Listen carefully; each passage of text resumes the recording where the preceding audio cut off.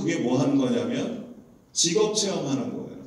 뭐 소방관 옷 입고 체험하든지, 경찰관 옷 입고 체험하든지, 아니면 파일럿 체험하든지, 그런 다양한 직업군을 체험하는데 한 번 내지 한 달을 이용하는데 그게 4만원, 5만원 고가의 돈이 필요해요. 그나마 그런 것조차도 안 해본 아이들은 부러워하는 거예요. 엄마, 쟤는 비싼 돈 주고 거기 갔는데 너무 재밌대. 나도 가고 싶어.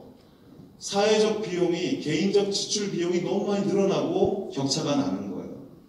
4차 산업과 21세기를 살아가는 아이들에게 진짜 필요한 건 그런 생활의 사회적 격차를 통해서 자기 진로의 수준이 결정되고 혹은 그거에 대한 안내를 잘못 받는 격차를 줄이기 위해서 학교에서 이런 직업 적성에 관한 더 많은 재산과 예산과 또 재산을 가지고 있는 이 학교에서 그것을 공급해주고 알려주는 것이 더 중요하다고 생각합니다. 맞습니까? 네. 그런데요, 제가 지금 고등학교, 중학교 아이들을 많이 학습 전문적인 지도가 아니라 진로 상담을 저도 많이 하고 있는데, 실제로 이번에 시험을 보고 대입에 이제 수시 이렇게 원서를 접수한 아이들이 제가 물어봤어요. 네가 여기를 이 학교를 가고 이 학과를 선택하는데 학교에서 선생님과 혹은 도움을 받은 적이 있니? 했더니 전문적인 상담을 받아봤다고 하는 아이가 하나도 없어요. 선생님은 자기가 해야 되는 업무가 너무 많고 그래서 아이에게 실제적인 입학 상담 혹은 진학 상담을 깊이 있게 집중적으로 할 수가 없었대요. 그러니까 이게 무슨 말이냐면 학교가 지금 어디에 집중하고 있는가, 어떤 교육 정책 때문에 선생님들이 바쁘고 힘이 든가, 아이들에게 쏟아야 할 직접적 교육의 그 질을 위해서 노력해야 되는데 선생님들은 지금 다양하고 힘든 여러 가지의 업무, 이 관행들 때문에 아이들에게 전해져야 될 교육 역량을 발휘하지 못하고 있는 거예요. 그렇다면 우리가 이제 이런 거예요. 공급이 잘못되었다면 잘못된 공급에 대해서 수정을 요구하고 잘못된 공급에 대해서 올바른 공급을 요구할 필요가 있어요. 맞습니까? 네. 그렇다면 교육청과 교육청이 지금 하려고 하는 학교 인권 친화적인 교육 조례를 제정하는 것, 그거보다 더 절실하고 우리 아이들에게 더 중요한 것이 있다면 그것은 바로 교육의 질이에요. 여러분 생각해 보세요. 인권에 관한 이야기 하잖아요. 요즘 전교조 선생님들이나 혹은 학교에서 인권에 관한 이야기를 많이 하시는데 제가 지난번 토요일날 김해에서 열린 어떤 청소년 집회에 갔는데 그것은 교육청의 도움을 받아서 전교조와 또 학생인권 조례를 찬성하는 쪽에서 부스를 만들고 행사를 하셨어요. 그 행사에서 통일이 되면 좋겠습니다 하고 한반도 파란색 귀가 있는 엽서에다가 통일되면 좋겠어요 하고 그걸 쓰면 뭐라고 그러냐면 거기서 이걸 북한에다가 전달하고 김정은에게 전달해 주겠다 이러는 거예요.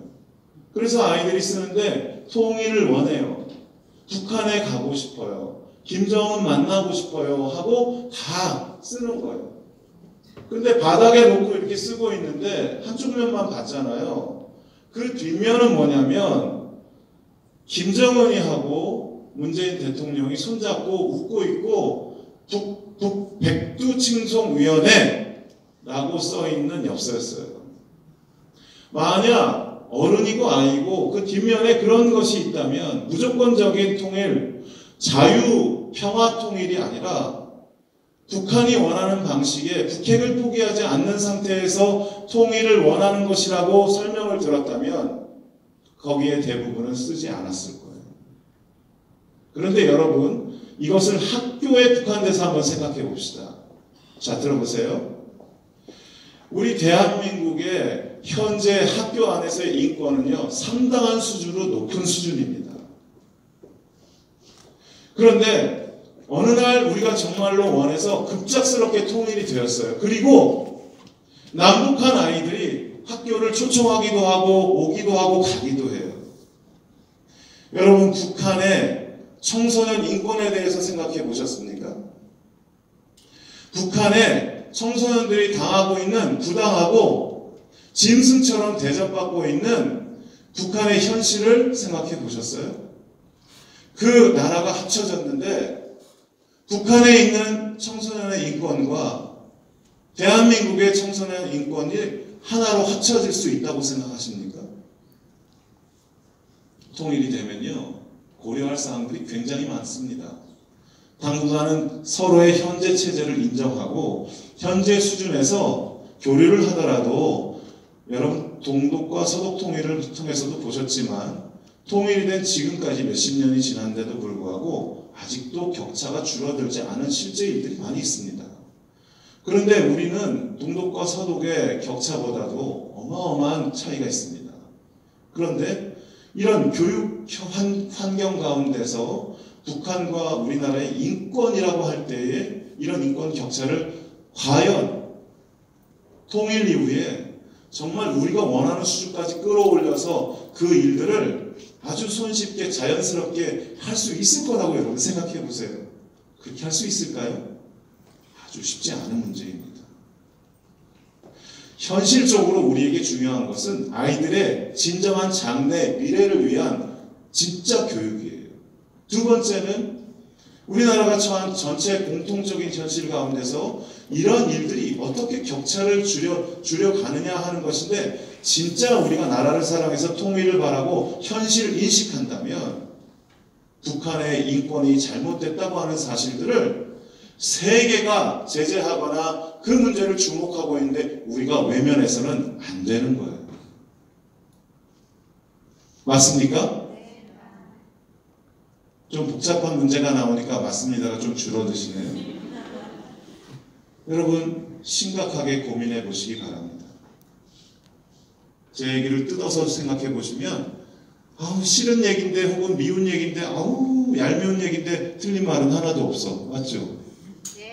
네. 제 얘기가 틀렸다고 생각하시면 제가 좀 밖에 데이트하려고 기다릴 테니까 저한테 오시면 제가 또 다른 설명을 해드리겠습니다.